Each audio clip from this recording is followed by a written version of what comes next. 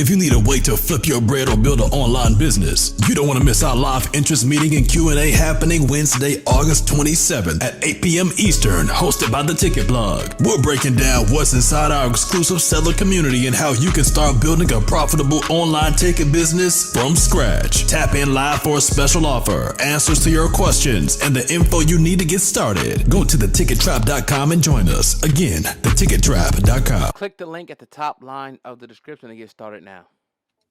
You're tuned into the best. It's your brother. Oh God, yes. If you've seen the video, you too can advertise on this channel. All you gotta do is email me, ogod@hiphopun.com. That's ogod@hiphopun.com. You see the email right there. Let's get going. Let's get your brand. Let's get your song. Let's get you in front of hundreds of thousands of people. Also, this episode is brought to you by a Warrior's Passage special edition.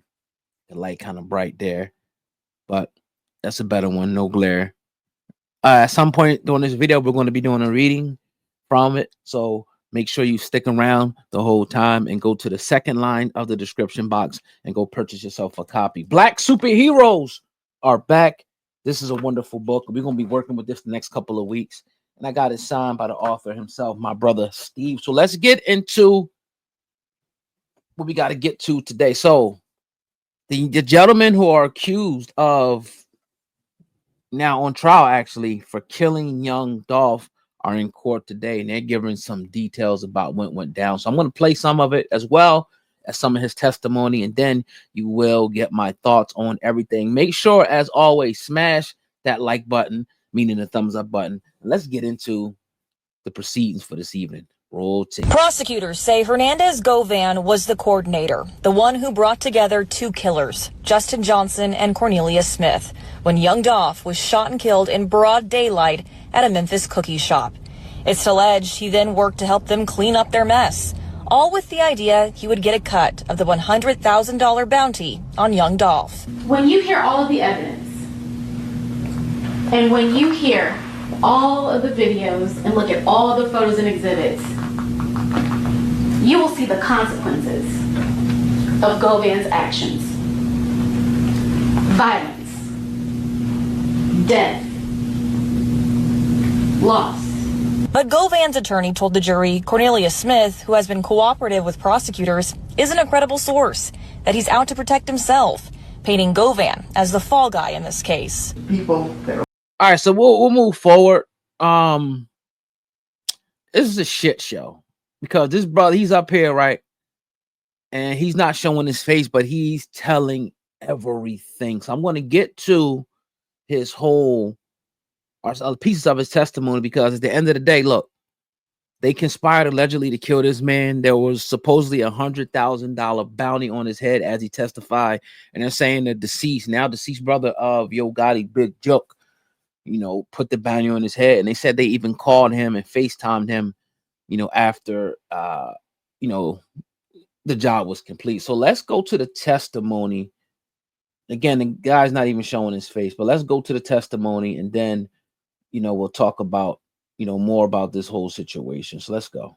Okay.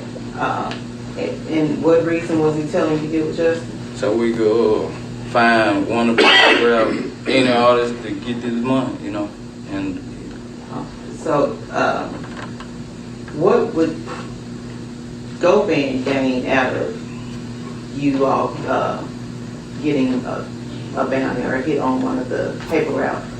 He was getting a cut out of it. He supposed to got $10,000 for me. No matter who you hit, or if it was young Dolph, he supposed to got $10,000. I did $100,000. I did $50,000. He was getting $10,000 out of it. So throughout the summer, going into the fall, did you and Justin and Govan ever meet? Yeah, we'll meet up over Quick House. He did that in the gun, jammed over paper out. Justin then went back and told Quick that me and Bobby so-called messed it up or whatever. So, Quick was like, y'all had y'all masks on. Justin them told him we ain't have our masks on. I ain't have my mask. Govan knew that this was going on, and he asked right, you to have he a the one mask. gave me the gun to go out there. And he asked you to have a mask on. Right, he asked me that. Okay. And he was saying like Justin was telling him that we messed it up or whatever, and that's when Bob was like, he ain't doing nothing with nobody, he ain't getting involved in it or whatever, because Quick believe everything Justin them say, and you know, at that time, Quick basically was telling me like, get with Johnson and get with Justin them, and you know what I'm saying, handle the business, you want to get this money. Since Bobby acting like he acting, you know what I'm saying? I don't know what you said. Since Bobby acting like he acting, he told me to get with Justin and them, you know, since Bobby had. All right, so before I give my thoughts on this whole thing, I'm going to tie everything together. We're going to play a small excerpt by a Warrior's Passage, right? This new comic series reinventing or bringing back, reinvigorating black superheroes after they killed them all off. So stick around. It's a quick minute. And make sure you go to the second line of the description box and go buy your copy of A Warrior's Passage, The Journey of Christina. Without further ado, here we go. Of the dark is overshadowed by his segment is called We Can Be Superheroes Too, The Journey of Christina. Now, Christina Nightberg Little Wolf once again endures another battle in her sleep with ties to an event 17 years earlier. Claudia Little Wolf Caesar, Christina's mother, fears the worst as she races to her daughter. It's happening again. Shyla Little Wolf of the Muskiki tribe awakens from his meditation. It's happening again. What is it? Shyla feels a presence coming from outside. Shyla notices a police car near their home. Stay with the neighbor. A strange patch of clumpy blood. This is not blood of a normal man. You did good, big brother, by marking the beast. I will do even better once I avenge you.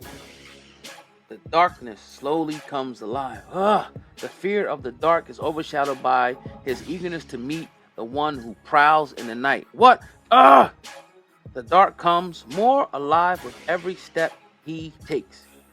This night seems similar to the tragic night her husband gave her the same instructions as the daughter Christina continued to struggle. Now, you guys want to grab this, a copy of this book. This is brought to you by our wonderful visual artist Bright Tall and the writer Stephen Hippolyte. The link will be at the top line of the description box. We Can Be Superheroes Too. We're going to be doing passages from his books for the next couple of weeks. So I encourage everybody to support this brother and his beautiful work and bringing back black superheroes back to life because they're trying to kill them all. So this is a great work.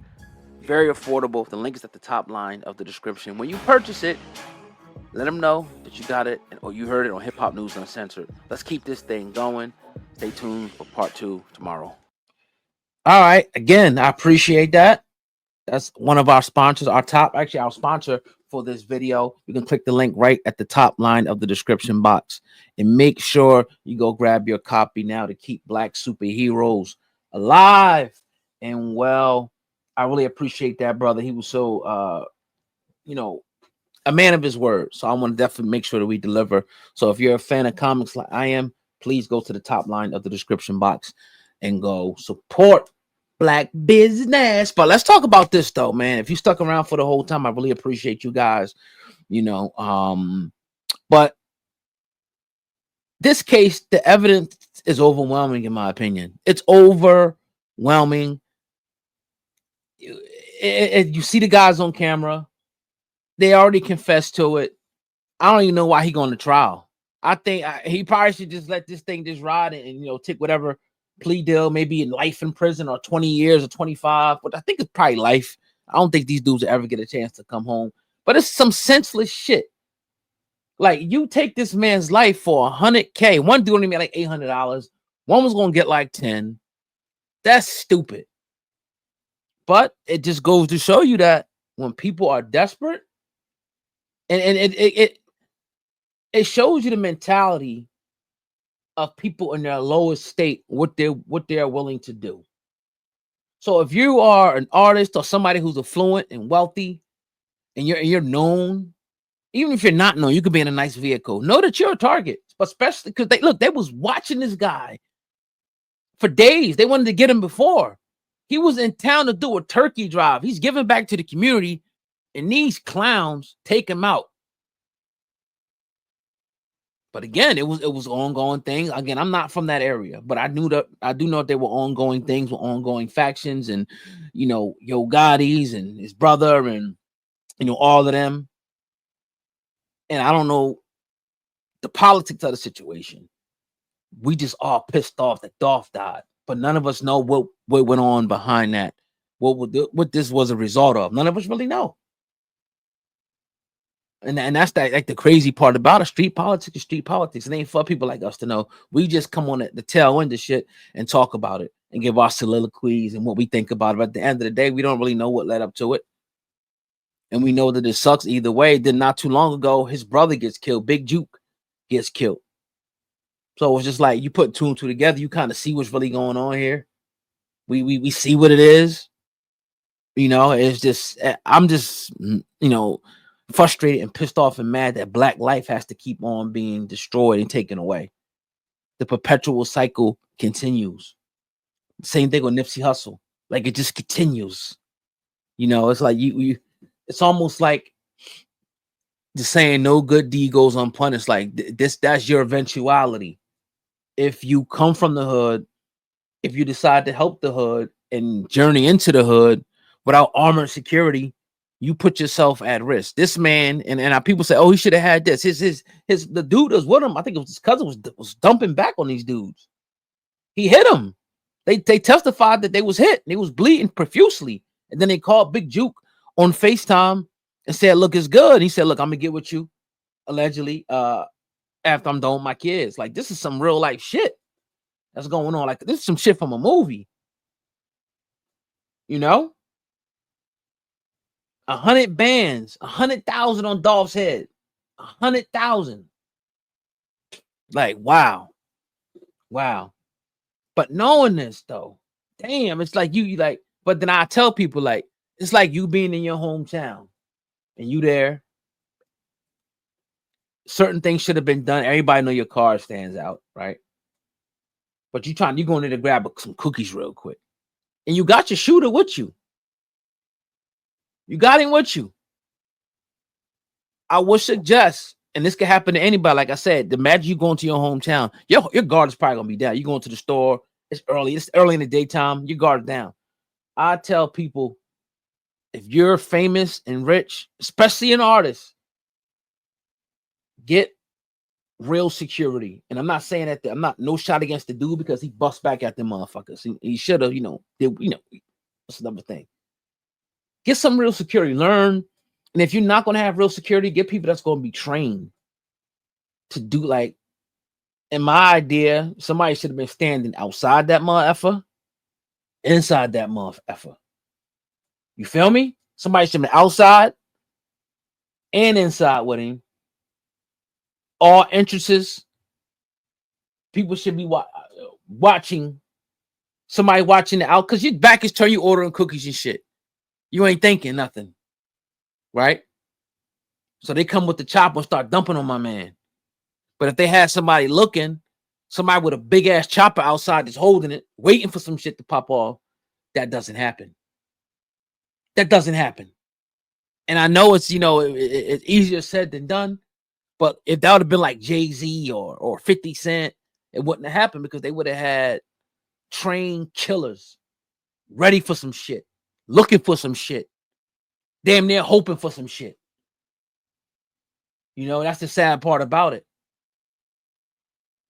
I'm gonna have 2 men outside, 2 men inside with me. Right? 2 men outside, 2 men, maybe more. And even maybe somebody even trailing us to see if somebody's trailing us.